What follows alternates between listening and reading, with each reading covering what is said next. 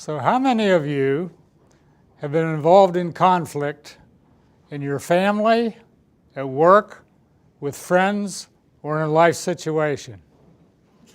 That's pretty much unanimous. So I'd like to suggest ways for you to become more comfortable with conflict and have friends at the end of the conflict. So I have a friend.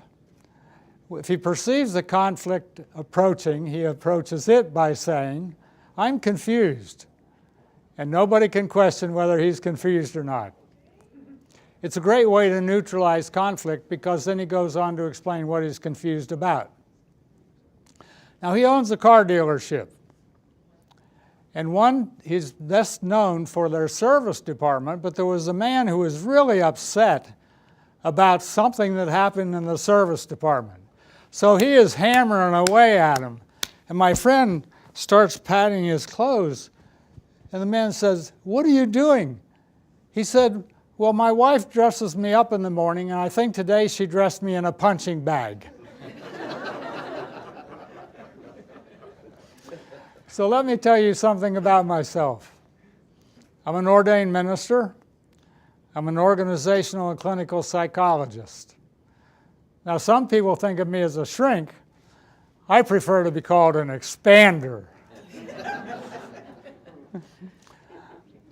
I coordinated the dispute resolution forum at Harvard Law School and facilitated a case conference where lawyers practicing attorneys would present cases of their conflict situations, and then lawyers from all over New England would join in the discussion. I'm also a professional speaker. I love speaking. Research shows that people would rather die than do public speaking.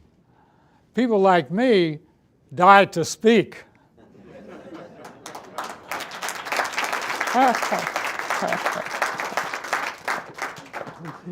So I've spoken at the National Speakers Association, I've spoken at local Speakers Association, I've been a guest lecturer at law schools and universities, and spoken at conferences.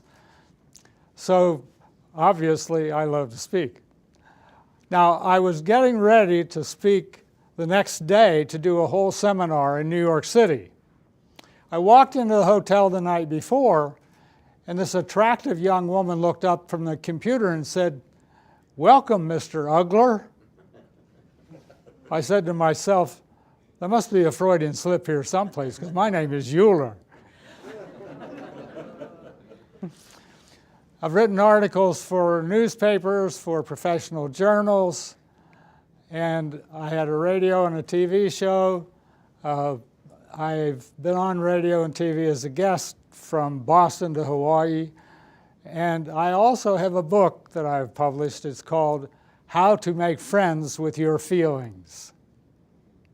So the first thing I want to say about how to make friends with conflict is the more you are self-aware, the more you can deal with the conflict. So the more you know about your feelings, the better off you are in a conflict. You can read other people's emotions when you know what your own are, and you can avoid getting caught up in other people's drama when you know what your feelings are. So there are 6 emotions. One of my friends at Harvard came up to me and he said, "I saw on the internet that there were thousands." Well, I like to keep it simple. Pleasure, joy. Pleasure is a quiet emotion. Joy is more exuberant, so I don't know how to put them under one category. So pleasure, joy, pain, anger, affection, fear, and helplessness. Now, I said that the emotions are energy. So that if you're putting out angry energy and you're not aware of it, then people are going to be really upset about you, and that will really mess up a conflict. If you are afraid and they're picking up on your fear and you're not aware of that, then they have a real advantage over you. So the more you are aware, the better. Now with men are often emphasized that it's okay to be angry, it's okay to be aggressive. It's not okay to be vulnerable and to feel pain or fear or helplessness. So if you're coming across as angry, most people will either attack or withdraw. If you're in pain or fear and helplessness, that only adds to the fear, pain, and helplessness. Now, I don't like to generalize generally, but I do want to make a point. With women, it's the opposite. They're taught to be kind, nice, not angry, not aggressive. So you may look at a woman who's crying and say, wow, she's really hurt. No, she's full of rage, but she doesn't have any other way to release it. The problem is that crying does not release anger. And it doesn't release pain if it's gentle. If it's sobbing, that releases pain. I had a client who keeps calling me up, and I haven't seen him a long time ago. He's a really great guy. Whenever he calls me, he reminds me, you know, it's a good thing that you told me that underneath my anger was helplessness, because I would probably be in prison. I wouldn't be able to be with my family. Now, the last part may be an exaggeration, but he used to get into a rage, and when he found out that it was helplessness underneath the rage, then he was able to deal with that in a different way. Another part I'd like to emphasize as far as self-awareness is what I call superimposing. It's when you bring experiences from the past and you overlay them over a person or event that's occurring in the present. Now, if you're experienced pain and you're angry at someone in front of you who reminds me of that person in the past, then you may be missing out on an opportunity to have a great connection because that person may be a kind person. Now there's negative superimposing, but there's also positive superimposing. So I was going with a woman. We decided to stop dating. And then later she invited me to dinner.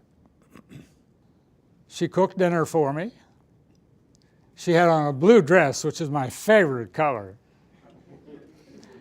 She had sewn it herself. Well, I was hooked again. My mother obviously cooked for me. She was a fabulous tailor. She made beautiful clothes for the rest of the family. Well, fortunately, I was able to recognize that I was superimposing feelings from my mother onto this friend.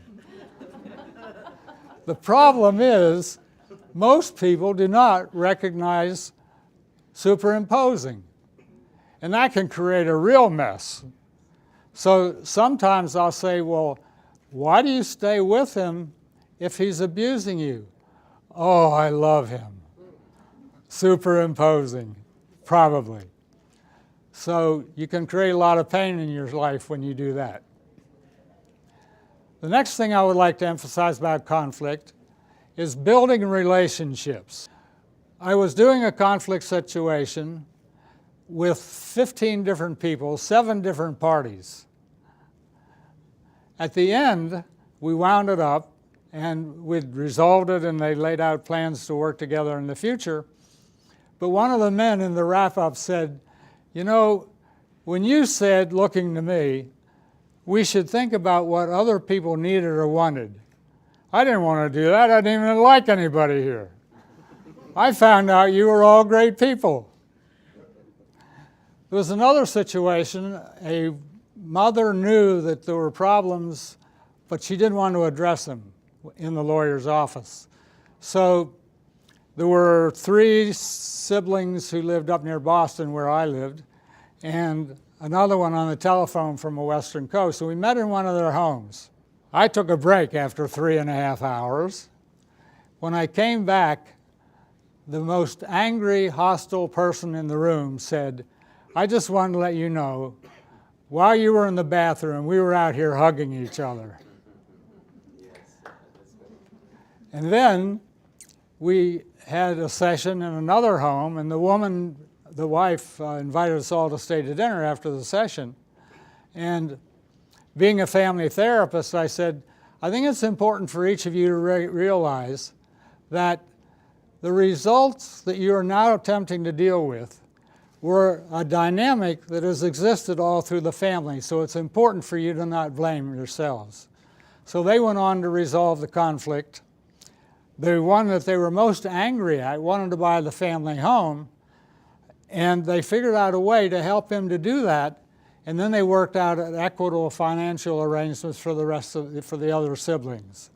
The more you build relationships, the more you try to find out what other people's needs are, the more kind you are, the more they often will respond, because other people want to resolve conflicts just as much as you do. Let me call attention to misunderstandings. I have friends of 40 years, so I called up Dick and I said, Dick, Shirley loves Bishop's. Let's go to Bishop's restaurant. And he said, great, that will be our Christmas. Well, that really bothered me, because my sons and I, when they lived up there, always went there for Christmas. I always went there for Christmas. So I called him up and I said, Dick, when you said that would be our Christmas, did you mean I would not be at your house? He said, oh no. What I meant was that would be our special Christmas without those other people around. Not only was I not being rejected, I was being affirmed. So, the more courage you have to clarify misunderstandings, the better the results, and most people are kind and will respond. And Dick said, I'm sure glad you asked me about that. I wouldn't want you to have to carry that around. Love is a weird word. It can have all kinds of meanings. My definition for the word love is a decision to care. Now, you can be angry, you can be upset, you can be hurt, you can feel afraid, and still be caring if you make the decision to do that. I've known of situations where parents were not kind to their children, but their children were kind to them because they cared as they got older and needed assistance. So I have some questions for you. What was the least acceptable emotion in your family of learning? What was the most acceptable emotion in your family of learning? Is there anyone you need to forgive for your own benefit? And is there a conflict that you're in that would end better if you brought caring into it? So I would invite you to bring your love, your caring, into every relationship you meet, every person you encounter, every situation you're involved in. Caring is contagious.